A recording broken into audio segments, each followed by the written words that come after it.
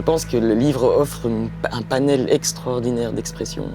C'est un objet extrêmement complexe.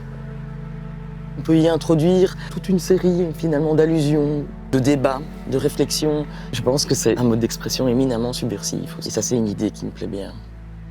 Alors moi, j'ai un parcours que certains qualifieront de chaotique. J'ai grandi dans une famille où l'art, et l'art contemporain en particulier, étaient prépondérants, plutôt de par mon papa, qui était lui-même éditeur. Je suis un peu tombée dans la potion toute jeune.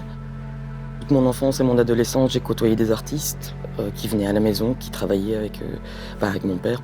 Ça a éveillé ma curiosité d'enfant tout de suite. J'ai tout de suite adoré. J'ai passé pas mal de temps sur les bancs de l'université, non pas comme historienne de l'art ou historienne, mais d'abord comme géologue et puis après comme vulcanologue.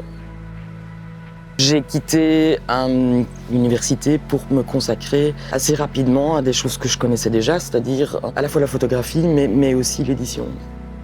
Au départ, accompagné très généreusement par mon papa. Ça conditionne toujours, en effet, le regard que je porte sur les choses. Mais avec aussi nos expériences singulières. Alors, on va savoir que mon papa n'avait pas du tout la même formation, ni du tout le même parcours que le mien. C'est pour ça que j'ai parlé de ma formation scientifique. Je pense que ça a un poids important dans ma façon dont j'aborde, moi, les choses actuellement.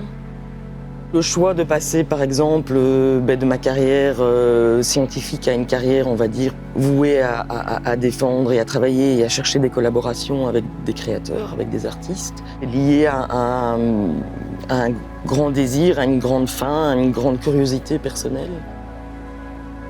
Il y a toujours quelque part une forme d'idée de produire un objet qui ait un tant soit peu de sens, alors pas seulement pour nous, mais pour les autres aussi. Je mets mon intellectuel au service, au niveau de la collaboration, de l'échange, de la construction d'un projet. On se met au service de l'œuvre. C'est pas toujours facile. Il y a des aspects du travail qui sont très solitaires, mais je ne pourrais pas me passer de ma Dream Team. Comment est-ce qu'une collaboration commence ? Je dois avouer que jusqu'à récemment, je travaillais plutôt sur l'idée de rencontre. On est amené à visiter des expositions. Et tout d'un coup, on trouve une perle pas seulement au niveau du travail, mais au niveau de personnalité aussi. J'ai la réputation d'être une éditrice qui est très attachée aux détails et à la facture de l'objet. Et donc je peux partir dans des délires qui sont de l'ordre de la haute couture du livre. Des reliures faites main, plein cuir. J'aime avoir cette attention pour le soin qui y est porté.